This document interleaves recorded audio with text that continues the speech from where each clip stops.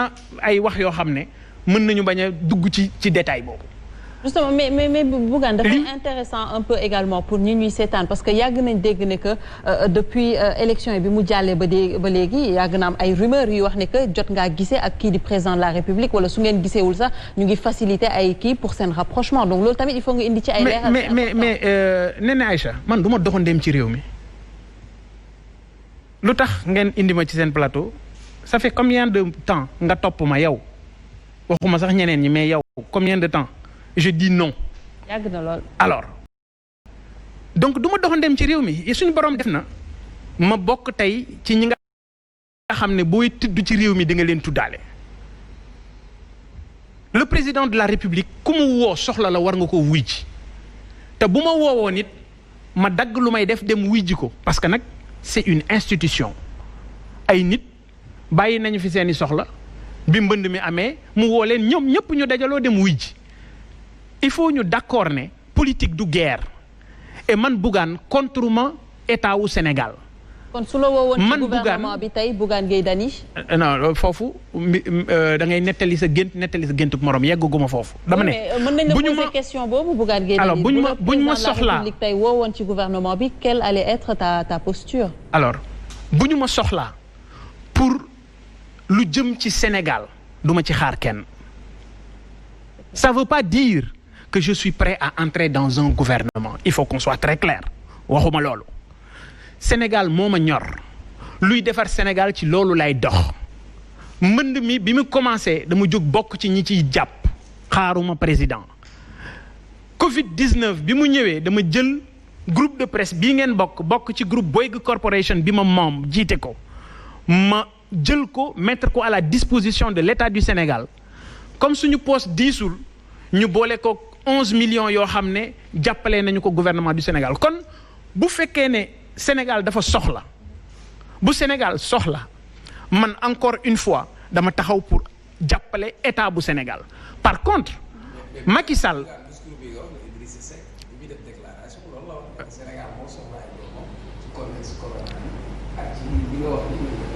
alors par contre bu fekkee ne dugg ci biir gouvernement la.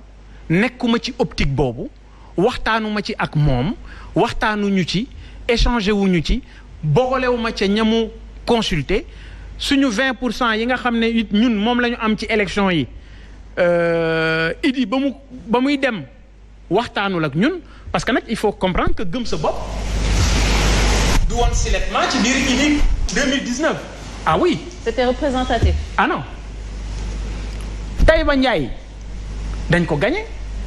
Alilo 30 ans kenn mënu ko gagné Taïba Ndiaye gëm sa bopp dafa def liggéey bu am solo dañ ko gagné Sagata dañ ko gagné. Lambaye dañ ko gagné Réfane dañ ko gagné liggéey ba ñu def Touba kooku moom kenn mënu ko werante donc apportu gëm sa bopp ci biir coalition Idy 2019 dafa am solo lool. D'accord. Sadio 14 voix la ñu Benno Bokk Yaakaar rawe liggéey bu am solo la fa premier adjoint bu maire ba Sam Diaw def. kon c'est dire de manière très claire gëm sa bopp dafa dugg fépp ci Sénégal xam jafe-jafe sénégalais yi nit ñi adopteel ko seen bopp nit ñi ñoo bëgg esprit gëm sa bopp damay wax tout le temps ne leen ñun duñu parti politique ñun état d'esprit lañ et bu ñu demee ba ci biir dinañ waxtaan ci yéene bi ñu am pour que jeunes yi mën a comprendre ne lii defar réew mi ci seen loxo ñoom la nekk. D'accord, c'est important xam naa dinañ ci ñëw sax. oui je voulais juste une question par rapport ak apport bi nga xamante ne da nga ko wax ak liggéey bi nga xamante ne yaa ngi koy wax ci ngeen nekk di sensibiliser nit ñi te est-ce que doo rëccu le fait que nga jël apport boobu jox ko nit koo xamante ni crédibilité am dafa commencé woon di wàcc notoriété am commencé di wàcc tey jii est-ce que du yéen sax yéen a tax ba Idriss Seck nekk si posture deal parce que boon ko boole woon wala boon ko bàyyi woon moom kese peut-être du am yenn chiffres yi ba président Macky Sall di ko xëcc si wetam. Est-ce que tey vous vous sentez pas coupable d'avoir remis Idriss Seck sur la scène politique? alors wax naa la léegi ne la politique du guerre ñun benn objectif la ñu amoon mooy jëli fi Macky Sall maintenant kan moom moo présenté woon garantie yi pour ñu mën fi jëlee Macky Sall ci assemblée générale bu ñu am ñun gëm sa bopp dañu choisir ne Idrissa Seck la bi ñu ko choisiree lekk luñ ko essence dawal luñu otoom suñu ñaq ak suñu doole ñun ñii la ñu jël dem campagnal ko dañu doon dajeeg moom ci biir àll bi mu ñuy gis ñuy dem te joxuñu dërëm kon yéene bi ñu amoon mooy lu fi jëlee Macky Sall kon tey jii moom parce que nag 20% yi nee naa la duñu ci silettement grand mbubu lañ ci dañ ciy liggéey bu am solo ñu am yéene bu am solo amit yaakaar bu am solo ça veut pas dire que tey bu ñu ko waroon defaat duñu ko defaat kay danañ ko defaat parce que situation boobu moo fa nekkoon ci jamono boobu ñuy jël décision bi et yéene bi moo doon jële fi Macky Sall et ñi fi nekkoon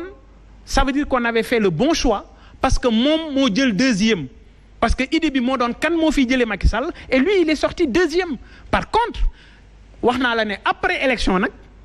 mais seen coalition la woon seen apport bi est-ce que tegu ko mu nekk deuxième. waaw loolu laa lay wax yéene bi. léegi apport boobu boo ko joxoon keneen y avait Madické y avait Pur y avait Sonko Ousmane boo ko joxoon keneen tey ji est-ce que du doon deuxième wala sax mu doon jël élection. waaw xam nga loolu gisaane la parce que li teew li ne jonn ñun ca loolu lañ nekkoon donc loolu gisaane la moo tax ma ne la bu doon lu ñu doon defaat tey jii ak situation ba ñu nekkoon ñu defaat ko ca jamono jooja parce que lan moo tax ngay jël décision lii tax nga jël décision mooy situation actuelle ba nga nekkoon situation booba li mu joxe woon mooy moom et jàpp nañ ni ñun am nañu ndam parce que jël na deuxième waaye nag maintenant la mu jëfandikoo suñu 20%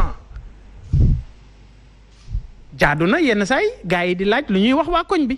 waaw tey di wax waa koñ bi c'est important. di ngeen baalu askan bi ak wala doon nga baalu. parce que vous avez soutenu le candidat de Idrissa Seck. non xam nga encore une fois il faut ñu génn sur le registre de l'émotion. te xam ne dama la wax ne bi ñuy jël décision. bien sûr dafa am lu taxoon. amoon circonstance yooyu. bu ca dara changé wutoon xam nga tey bu fekkoon ne tey jii lañ nekk. waaye léegi kenn waxatu ko mais est-ce que tey tu t'es senti trahi par Idrissa Seck ou pas. encore une question fois fermée. Non, je dis encore une fois. Si c'était à refaire avec les mêmes circonstances, on allait encore reprendre la même décision. D'accord, c'est très clair. Alors ñu dem ci Omar Faye parce que Omar Faye dañoo yàgg waxu mutisme kii di Idrissa Seck. On s'est posé énormément de questions dans ce sens. Yow nga yàgg prôné ne que peut-être deal amoon na ci entre kii di Idrissa Seck ay Macky. Est-ce que tey histoire ne t'a pas donné raison? waaw président Bougane gëm sa bopp maa ngi lay ziar di la nuyu. di nuyu Pape Matar di la nuyu di nuyu professeur ak Pa Omar lay fay c'est-à-dire man j'ai des questions à poser au président de Gëm sa bopp